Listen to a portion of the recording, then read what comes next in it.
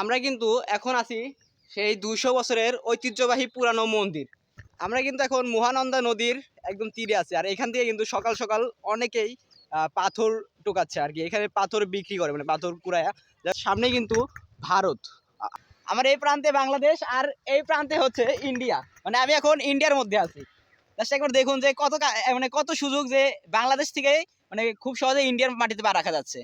আমরা ডাক বাংলোতে আসার পরে এখান থেকে একটা ব্যান্ড রিজার্ভ করছি 150 টাকায়। আমরা ভ্যানে করে 5টি স্পট দেখাই, দেখার পরে সময় দেয় মানুষকে নিয়ে দেখা ঘোরাফেরা করাই, করার পরে মানুষকে বিদায় দিই।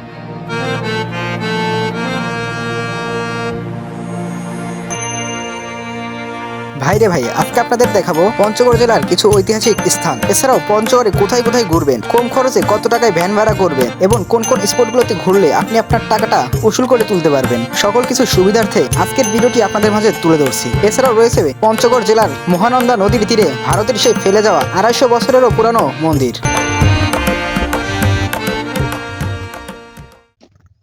শুভ সকাল বাংলাদেশ। পঞ্চগড় জেলার তেঁতুলিয়া উপজেলা থেকে আজকের দ্বিতীয় দিন শুরু করতেছি। আর আজকের দ্বিতীয় দিনে আমরা এখানকার বিশেষ বিশেষ কিছু জায়গা ঘুরবো। আর আমরা কিন্তু বর্তমানে তেঁতুলিয়া উপজেলার পাশে আছি। মানে এখান থেকে প্রায় 1-1.5 কিলোমিটার পরেই হচ্ছে ওই যে মহানন্দা নদী, তারপর কাঞ্চনজঙ্ঘা ভিউ পয়েন্ট। তো আমরা এখন সর্বপ্রথম কাঞ্চনজঙ্ঘা ভিউ পয়েন্টে যাচ্ছি, যেটার জন্য এখানে আসা। আর এখানে কিন্তু বর্তমানে অনেক কুয়াশা পড়ছে, একবার দেখুন যে কত কুয়াশা। সাইডে কিন্তু অনেক কুয়াশা, হয়তো ক্যামেরায় বোঝা যাচ্ছে না, বাট অনেক কুয়াশা, তারপর শীত আছে প্রচুর। আমরা কিন্তু আগামীকাল রাত্রে বাসে করে এই তেঁতুল গাছের সামনে নামছিলাম। আর এখান থেকেই মানে সকল স্পটে ঘোরার মতো জায়গা আছে। এখান থেকে সকালে ভ্যান পেয়ে যাবেন, মানে বিভিন্ন স্পটে যাওয়ার জন্য 100-150 যে যার কাছে যেরকম রাখবে, বাট এইখানে নামা দিবে বাস থেকে নামলে।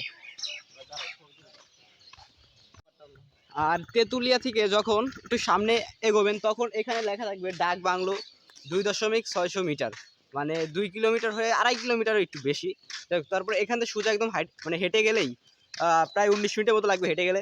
তো ওইখানে মহানন্দা নদী, তারপর কাঞ্চনজঙ্ঘা ভিউ পয়েন্ট, সেসব জায়গায় পাবেন। আর সামনে কিন্তু চা বাগানও আছে।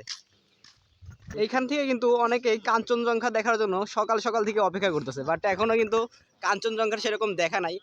দেখি চেষ্টা করে দেখবো, যদি দেখা পাই তাহলে অবশ্যই দেখানোর চেষ্টা করবো।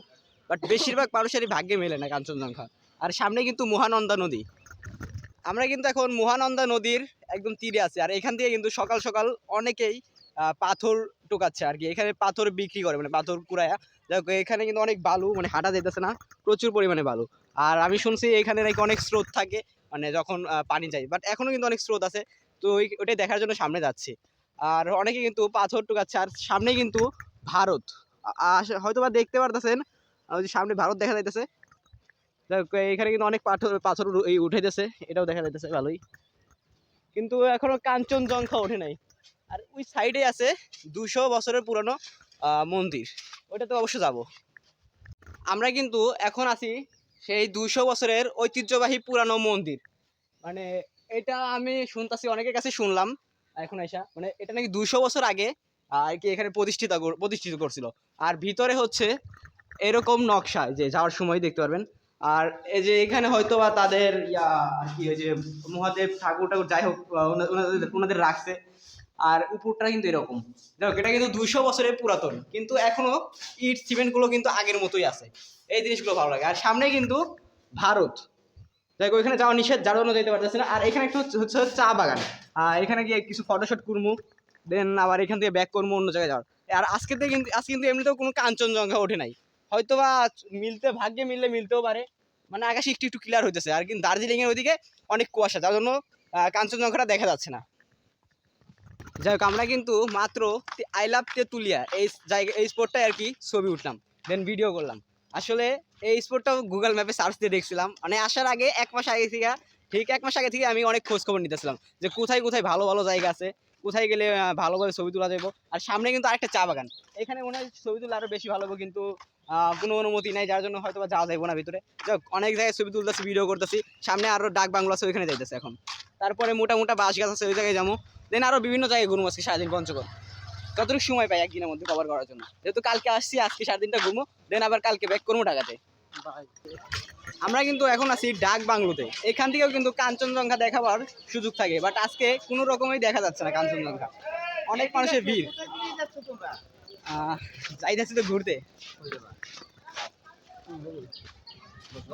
ঘোরার জন্য নিয়ে এসে তো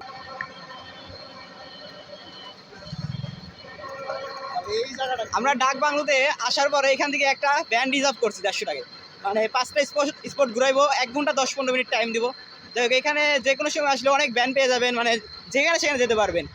তো এইখানে ডাক বাংলো কিন্তু এখান থেকে কাঞ্চনজঙ্ঘা দেখার সুযোগ মিলে, কিন্তু আজকে সেরকম সুযোগ একদমই নাই। অনেকেই আসছে কিন্তু ওই যে আমাদের মতোই ফিরে যাচ্ছে। যদি কাঞ্চনজঙ্ঘা কোথাও ওঠে তাহলে যে কোনো জায়গা থেকে দেখা যাবে। কাকাই বলছে। যাই হোক, আমরা এখন 4-5টা স্পট ঘোরার জন্য যাইতেছি, দেখি কোথায় কোথায় যাওয়া যায়। ঘোরার জন্য যদি যান নাম্বার নেন, আমার নাম্বার হইলো 01825913542। এই নাম্বারে যোগাযোগ করলে আমরা ভ্যানে করে 5টা স্পট দেখাই। দেখার পরে সময় দেয় মানুষকে নিয়ে দেখা ঘোরাফেরা করাই, করার পরে মানুষকে বিদায় দিই। ঠিক আছে, সমস্যা নেই, স্ক্রিনে নাম্বারটা দিয়ে দেবো। আর এই পাশ দিয়ে কিন্তু চা বাগান। আমরা এখন কিন্তু দক্ষিণ কলকাতার পাশে আছি। এই পাশ দিয়ে হচ্ছে দক্ষিণ কলকাতা, এই জঙ্গলের পরে সম্ভবত। আর এই যে এখানে পিলার একটা আছে, ভারত বাংলাদেশ সীমান্তের পিলার। আর এখানে নাকি দেরি করা যাবে না বেশি একটা। এই যে ইন্ডিয়া আর বাংলাদেশ লেখা আছে, অসুবিধা দেখাই। এটা হচ্ছে বাংলাদেশ, আমার এই প্রান্তে বাংলাদেশ আর এই প্রান্তে হচ্ছে ইন্ডিয়া। মানে আমি এখন ইন্ডিয়ার মধ্যে আছি। জাস্ট একবার দেখুন যে মানে কত সুযোগ, যে বাংলাদেশ থেকে মানে খুব সহজে ইন্ডিয়ার মাটিতে পা রাখা যাচ্ছে। দেখ, আমরা এখানে বেশি দেরি করা যাবো না, এখান থেকে আমরা চলে যাবো। আমরা কিন্তু এখন আছি বাংলাদেশের একদম পঞ্চগড় জেলার যে মোটা মোটা অনেক বাস আছে, মানে আমার থেকেও মোটা। আমি কিন্তু একদম মানে আগে মোটা ছিলাম, কিন্তু এখন একটু যাই হোক চেউন হয়ে গেছি।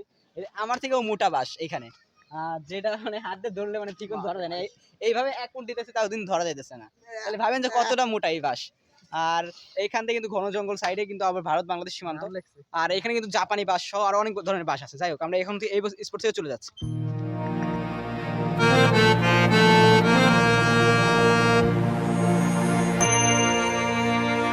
কুয়াশা মাখা সকালেই আজকে তাড়াতাড়ি ঘুম থেকে উঠে পড়লাম, কারণ আজকে আমাকে দেখতে হবে পঞ্চগড় জেলার তেঁতুলিয়া উপজেলার কাঞ্চনজঙ্ঘা সহ আরো বেশ কয়েকটি স্পট। এছাড়াও এখানকার মানুষ কতটা স্ট্রাগল করে জীবন জীবিকা করছে তাও আপনাদের মাঝে তুলে ধরলাম। সত্যি ভাই, আমি যদি আজকে পঞ্চগড় জেলাতে না আসতাম তাহলে অবশ্য বুঝতেই পারতাম না কষ্ট কাকে বলে। এখানকার মানুষরা যতটা সুখে আছে ততটা কষ্ট করছে। তাছাড়াও পঞ্চগড় জেলার মানুষগুলো ছিল খুবই ভালো, তাদের আচার আচরণ স্বভাবের দিক থেকেও সকলেই ছিল বেশ ভালো। এছাড়াও পঞ্চগড় জেলাতে ঘোরাঘুরি করলে আশেপাশে ভারতের বর্ডারগুলো আপনারা খুব সহজে দেখতে পারবেন। রাত্রেও খুবই জাঁকজমকভাবে পঞ্চগড় জেলাটা ঘুরে দেখতে পারবেন। যাই হোক, এখানকার মূল উদ্দেশ্যটা হচ্ছে সকলের কাঞ্চনজঙ্ঘা দেখা। ভোর সকালে প্রায় 2000+ মানুষ এসেছিল এই কাঞ্চনজঙ্ঘা দেখতে, কিন্তু কপাল খারাপ থাকলে যা হয়, বেশ গুটি কয়েকজনের কপালেই কাঞ্চনজঙ্ঘার দেখা মেলে এবং তাদের মধ্যে ছিলাম আমিও একজন। খুব ভালো একটা ভাগ্য ছিল বলেই আজকে কাঞ্চনজঙ্ঘার দেখা পেয়েছি। ভেবেছিলাম আপনাদেরকেও দেখাবো কাঞ্চনজঙ্ঘা, কিন্তু দূর আকাশে হালকা হালকা লাভা দেখা যাচ্ছিল। পরবর্তীতে অবশ্য তা খুব ঘনভাবে দেখা যাচ্ছিল, কিন্তু সেটা তুলে ধরতে পারিনি ক্যামেরাতে। যাই হোক, আপনারা কখনো পঞ্চগড় জেলাতে আসলে অবশ্যই কমসে কম 3 দিনের সময় নিয়ে আসবেন, তাহলে পুরো পঞ্চগড় জেলাটা ভালোভাবে ঘুরে দেখতে পারবেন।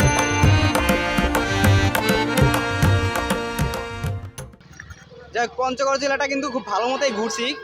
আর ঘোরাঘুরির পরে এখন পঞ্চগড় এক্সপ্রেসে আমি যাবো একটু পার্বতীপুর, কারণ এই পঞ্চগড়ের পাশাপাশি দিনাজপুরটা দেখারও খুব ইচ্ছা ছিল, যার জন্য পঞ্চগড় এক্সপ্রেসকে বেছে নিছি। আর এই ব্লগটা আজকে এখানে শেষ করতেছি, আর ব্লগের দ্বিতীয় পার্টটা এখান থেকে শুরু করব।